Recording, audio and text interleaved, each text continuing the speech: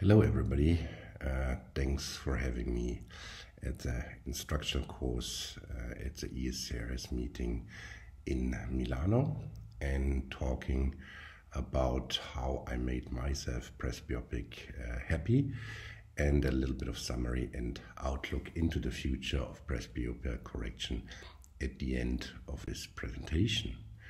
So, how did I really get into this subject? It was in 2019 at the IDOC meeting in Paris when I was asked and given the question, is it time for a paradigm shift in presbyopia? And I was thinking about myself, how do I approach this topic? What are the problems in correction of presbyopia? And there are surely two facts we especially have to consider. The number one is ethics in elective presbyopia surgery.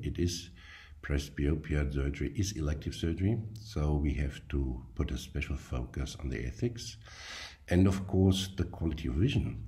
It is always a compromise of visual quality, because when we correct presbyopia, we still don't have a really good working accommodative optics. Fact today is that multifocal lens implantation, let's say clear lens extraction or refractive lens optic exchange, is still number one by far. And we have to think about it.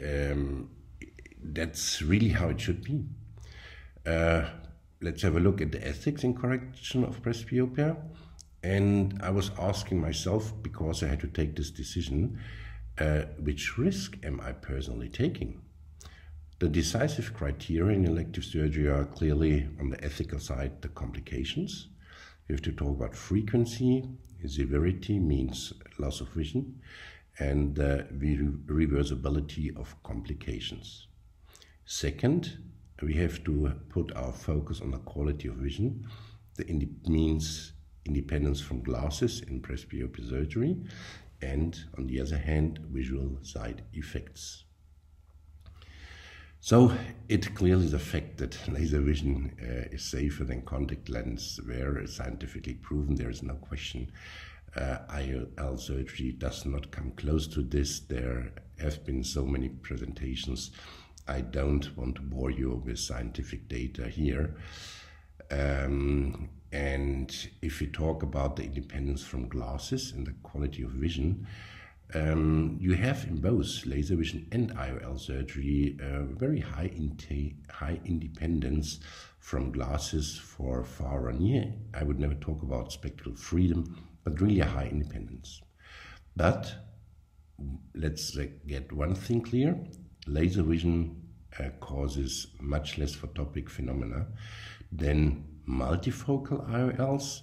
You can diminish this problem by using the blended vision approach with EDOF IOLs, but nevertheless, even they have more photopic phenomena using the laser.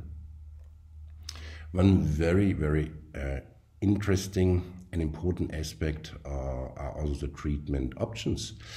And here I'm comparing multifocal IOL versus a blended vision approach, either in laser surgery or in lens surgery. That doesn't matter. If you have outliers in multifocal IOL, trifocal surgery, you can correct them, yes, of course, as in blended vision, but you definitely do need excimer laser and a femtolaser for that, so that you can correct with a femtoLASIK approach those outliers. On the other hand, if the patient wants better distance, reading, or better quality of vision, you cannot improve this with multifocal IOLs, because waxy vision or the distribution of the contrast sensitivity and the near addition are clearly given and defined in the different trifocal IOLs we have. We can do that in blended vision, because in blended vision it's very clear that you can improve distance and reading, but also the quality of vision according to the patient's needs with very different IOLs. which do not influence contrast sensitivity, photophoric phenomena as much as multifocal IOL. Then also, hey, let's have a look at complication management. We are not living in a perfect world. So, for example, if you have a capsular break or halo and glare, then with multifocal, trifocal IOLs, you cannot correct this. Blended vision approach, yes, of course. You do have, for example, just one out of many, you do have, for example, the Teleon Comfort IOL, the femtist, which you can place into the anterior CCC. So what you promised to the patient, you can keep it even if you have a capsular break. So finally, a happy patient, the chance is much more given, as we can see here, in blended vision, and the patient and you can be more relaxed. I thought this was very interesting. Omid Kamani was asking on Facebook for opinions for his own laser surgery, and those who are friends and familiar with him, they should have a look at his account. That was really interesting, and it is completely 100% my opinion. And at the end, both of us, we had laser surgery for correction of presbyopia, because I think one argument, despite many of the others, we don't want to have permanent halo and glare phenomena, photopic phenomena in multifocal IOLs implanted. So, do you still think that multifocal IOL implantation, refractive lens surgery, clear lens exchange is the number one? Or is there a better optical and safer solution? So we started 13 years ago with a Presbyopia procedure from Zeiss, which we thought is a very interesting alternative to refractive lens exchange. Here you see the CRS master with aberrometry and topography. Then it's converted in a special program for the correction of presbyopia, which is called Presbyond.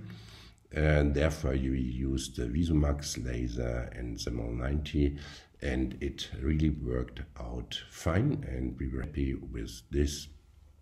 Then 3 years ago, due to many reasons, we decided to replace our ML90 by the Schwind Amaris 1050, because it's the faster laser, and we all know about the extreme high quality Schwind has in excimer lasers. So they call their program presbymax. We could say same but different. They use negative spherical aberrations and a different optical principle. What they are doing is, or recommending with the presbymax program, the near dominant eye is always the same, and the fore dominant eye has an image. As in the presbyopia surgery, you of course have to have aberrometry and corneal topography. Those data go into the VisuMax laser, and what I especially like, when you do presbyopia correction hyperopes, you of course need an excellent eye tracking system and a very fast laser, and those two facts are given, which convinced me to buy the Schwind 1050 RS laser. Then again, which not a main argument, but I think TransPRK SmartSurf by Schwind is also an excellent option for special cases. I absolutely don't think it's a routine procedure, as in comparison to LASIK, it's not as safe. You can have much more problems with the patients, you have more pain, visual rehabilitation takes longer, so you have a higher risk of corneal clouding and so on. So for me, SmartSurftransprk is never number one, but it's nice to have. Here you see the principle, the three patterns of presbymax. So once again, the non-dominant near eye is always the same data. And then you have the presbymax micro monovision, the hybrid, and the monocular version, which you can adjust to the patient's needs. Also important, I think, is with every kind of surgery that you always need an escape route if the patient, which is very, very rare, doesn't get along with a way of correction, that you can do a retreatment, and this option is given with a presbymax software. So I myself, 3 years ago, just COVID came along. My idea was to fly to London to have surgery done with a femto LASIK by Dan Reinstein. But the problem was there was COVID, so I couldn't fly there. And as I experienced how good the presbymax procedure is, I did smartsurftransprk on myself. And once again, I want to repeat and emphasize, I wouldn't do this and don't like it to do it to my patients because of all the risk and the pain and the long visual rehabilitation time. We all know I wouldn't like to do this to my patients. And also, one of our doctors could see me every day. Is there a clouding? So I could readjust the treatment. So I repeat myself, I don't like to do this to my patients, but I did it to myself due to numerous reasons, as I mentioned. I, over the years, tried to perfectionize the presbymax use, and I individualized it, and I called it then for my patients that they know we are doing different, the Presbyopia Düsseldorf formula, which you can adjust to every patient's needs. I think this is also a really clear advantage of the Schwind laser, that you can adjust to patients' needs a perfect pattern when you apply presbyopia surgery. So those were my data. I used for the far dominant eye a target of plus 2.5 diopters. That's what I usually do. With me, I was a little bit hyperopic, so I didn't touch my right eye at all. That's the same what I do with my patients. If they have a perfect vision far, I only do surgery to the near dominant eye. That's my personal conviction. The near dominant eye, I targeted this in my case for minus 1.5 diopters, plus 1.5 EDOF addition via an individual negative spherical aberration approach. And as I mentioned before, you can change this with a software from presbymax according to the patient needs. So nowadays I have to confess, if I do surgery to my patients, I target more for minus 1.75, but the 1.5 EDOF stayed the same also today with my patients after 3 years using this method. As you can see, I really had eagle vision, no detached vitreous, so refractive lens optic exchange or clear lens exchange was an absolute no-go, as for Omid Kamani. This was my treatment planning, as mentioned before. Here you can once again see the treatment plan. That's how the Pentacam looked pre-op and post-op. You can clearly see the steepening of the central cornea to have a better near vision. This is a pachymetry pre-op and post-op, directly post-op, and 6 months post-op. And you can also clearly see the recovery of the epithelium, the epithelial remodeling, and the effect of the procedure. This is supported by the aberrometry results 4 weeks post-op and 6 weeks post-op. And this is how my cornea looks today, 6 months post-op. Up to date, you can see the clear steepening of the central cornea, and a very happy me. Those are the data, 6 weeks post-op, as it is, to my opinion, usual You always have an overcorrection coming from slight myopia going to myopia. So I ended up with minus 2.25. That's why I had this really excellent, astonishing near vision. And after 6 months, I had a slight hyperopic shift, which was where I wanted to end up. Today it's minus 1.75. Which of course is better for reading on my laptop or giving a presentation like this.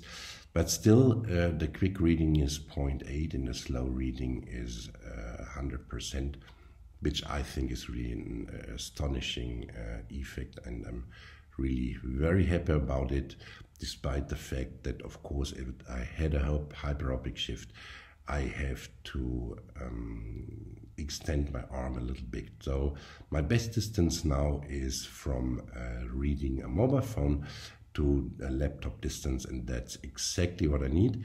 If I'm looking at a PC, I have to bend over a little bit if I want to read the small print on a PC.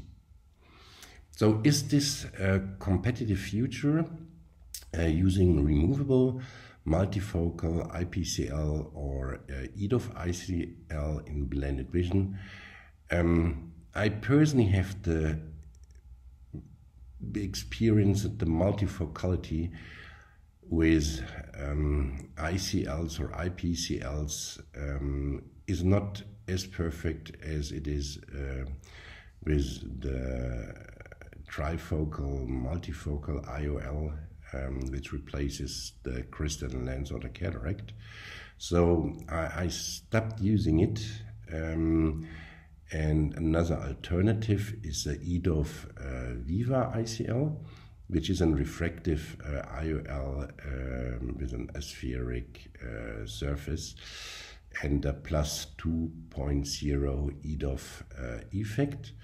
The company itself calls it's a 3 months IOL, because it takes 3 months for the patients to adapt to this IOL.